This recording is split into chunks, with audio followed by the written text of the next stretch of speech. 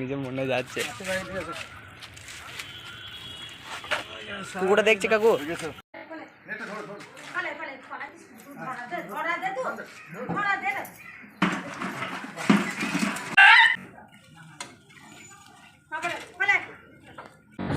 আজকে পূর্ব বর্ধমান আতার বলগোনা স্টেশনের কাছে কয়েকটি পথ কুকুর খুবই অসুস্থ ছিল এবং একটি বাচ্চা কুকুর ঘাড়ের কাছে এতটাই ক্ষত পোকা হয়ে যায়।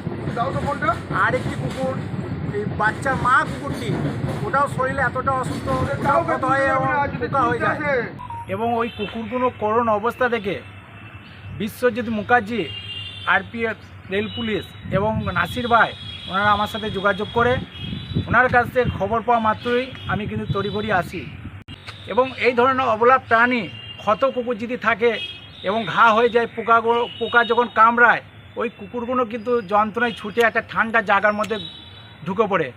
সকালবেলায় মঙ্গলকোটে হিরো মাস্টার উনি আমাকে খবর দেয়, ওইখানে কয়েকটি পথ কুকুর সেবা করা হয়। এবং আজকে সকাল থেকে আমি এই কয়েকটি পথ কুকুর সেবা করলাম। পথ কুকুরের জন্যে সেরকম পরিষেবা কেউ তো রাস্তার কুকুর তুলে নিয়ে যেতে তার চিকিৎসা করার মতন মানুষ থাকে না, হয়তো কামড়ে দেয়, ভয়ে কেউ নিয়ে যায় না। এবং হসপিটাল থেকে আমাকে ওষুধ কেউ সহযোগিতা সেরকম করে না।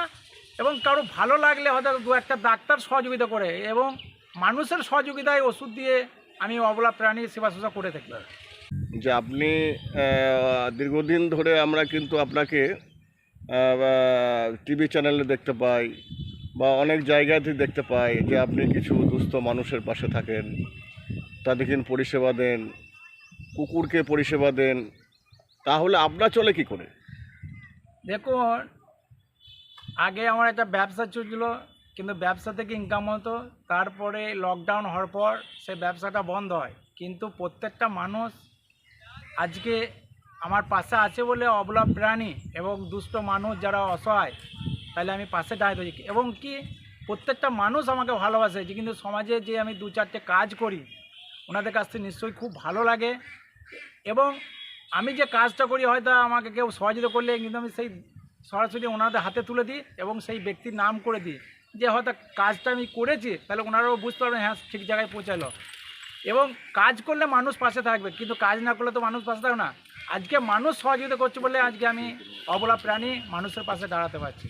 অবলা প্রাণীর জন্যে প্রত্যেকটা মানুষকে আহ্বান করব যে অতিরিক্ত গরমের জন্য প্রত্যেকটা মানুষ আপনারা দিনে 10 বার জল খায়, কিন্তু অবলা প্রাণী পশু পাখির জন্য একটু বাড়ির সামনে একটু জল ও খাবার রাখবেন, তাহলে প্রাণীগুলো বেঁচে যাবে। আমার নাম আমির শেখ, পশুপ্রেমী মুরাতিপুর। তাই আজকে আমাদের পশুপ্রেমিক আমির আমাদের এখানে এসছে এবং সকল কুকুরকে ট্রিটমেন্ট করলো। ট্রিটমেন্ট করার পরে কুকুরগুলো অনেকটা সুস্থ এখন। তো যাই হোক, আজকে আমাদের এই সমাজে আমির শেখ যে জিনিসটা পরিষেবা দিচ্ছে, তাকে ফোন করলেই কিন্তু সে চলে আসে।